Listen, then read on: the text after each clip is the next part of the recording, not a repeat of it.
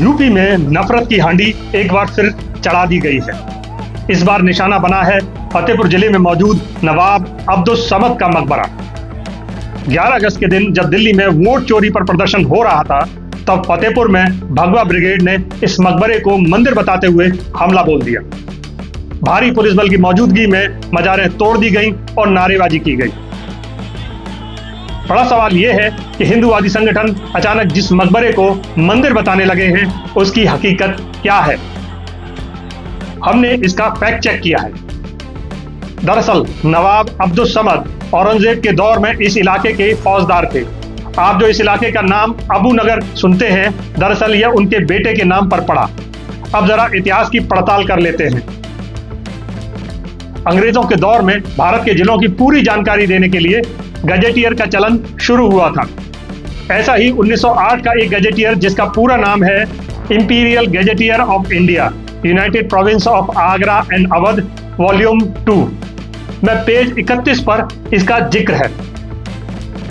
Gazetteer लिखता है, 1901 में 19,281 की कुल आबादी वाले इस इलाके के शुरुआती इतिहास के बारे में ज्यादा जानकारी नहीं है, लेकिन इसे औरंगजेब के दौर में नवाब अब्दुस समद खान ने नया रूप दिया। यहाँ अधिकतर घर मिट्टी के बने हैं। अगली लाइन बेहद महत्वपूर्ण और मकबरे को हड़पने की साजिश करने वालों के मुंह पर एक तमाचा है। गजेटियर लिखता है कि यहाँ ऐतिहासिक रूप से खास इमारतों में सिर्फ नवाब अब्दुस समद खान की कब्र और नवाब बाकर अली खान की कब्र और मस्जिद शामिल है।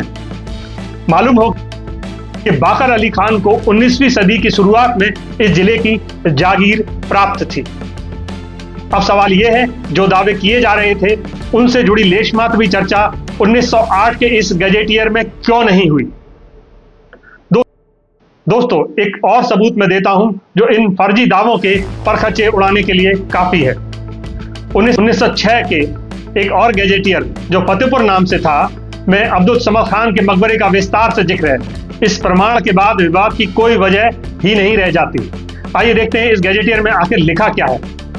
पेज 199 पर गजेटियर लिखता है, फतेहपुर में कोई भी इमारत या अवशेष ऐतिहासिक या पुरातात्विक रूप से खास महत्व का नजर नहीं आता, सिवाय नवाब अब्दुस समद खान की कब्र के, जो अबू नगर मोहल्ला में स्थित है, उनके किले के खंडरों से सटी हुई है। अब्दुस समद फतेहपुर में रहते थे। अबू नगर नाम उनके बड़े पुत्र अबू मोहम्मद के नाम पर रखा गया। उनका मकबरा जीटी रोड के उत्तर में स्थित है।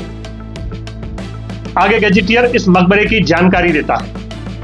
यह एक भारी भरकम और बेतरतीब ढंग से डिजाइन की गई इमारत है, जिसमें चारों कोनों पर एक एक गुंबद है, जो केंद्रीय गुंबद के बराबर की ऊंचाई के हैं। इसकी खिड़कियों में दोहरी जालियां लगी हैं। बाहरी जालियां पत्थर की हैं, जबकि अंदर की साधारण ईंटों की चौकदार शैली से बनी हैं।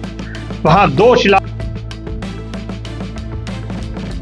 शिलालेख भी लगे हैं, जिनमें से एक अब्दुस समद खान की मृत्यु 1699 में होने का उल्लेख करता है और दूसरा उनके पुत्र अबू मोहम्मद की मृत्यु 1704 में होने का उल्लेख करता है। आगे जो गजेटियर ने लिखा है वो बहुत अजीब और चौंकाने वाला है। एक बार और अब्दुस समद की मजार पर हंगामा हुआ था। तब आसपास के लोगों को लगा कि यहाँ खजाना गड़ा था।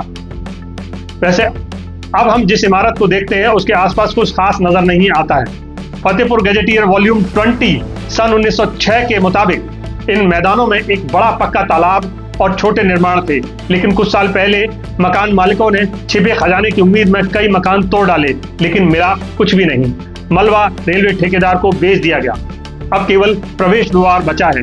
अब्दुल समद के मकबरे के संबंध में ढेरों प्रमाण किताबों में दर्ज हैं, जो ये चीख चीख कर बता रहे हैं कि सच क्या है, जिन्हें ऐसा कारनामा करते वक्त देखा तक नहीं गया। अब जरा एक और प्रमाण देख लेते हैं। ये प्रमाण आजादी के बाद का है। परमानंद मिश्रा द्वारा 1980 में तैयार किए गए फतेहपुर के गजेटियर में अब्दुल समद के मकबरे की तस्वीर है। ये देखिए, आप देख सकते हैं, ये हूबहू वही तस्वीर है। इतिहास फतेहपुर के इस फौजदार अब्दुल समद के प्रमाणों से भरा पड़ा है। अगर अब भी एजेंडे की भूखे लोगों की आंखें बंद हों तो क्या कहा जा सकता है। इन प्रमाण के बाद ये बिल्कुल साफ नजर आता है कि कोरी जमीन पर कब्जा करने और सांप्रदायिक उन्माद फैलाने की साजिश से ज्यादा ये मामला कुछ नहीं है।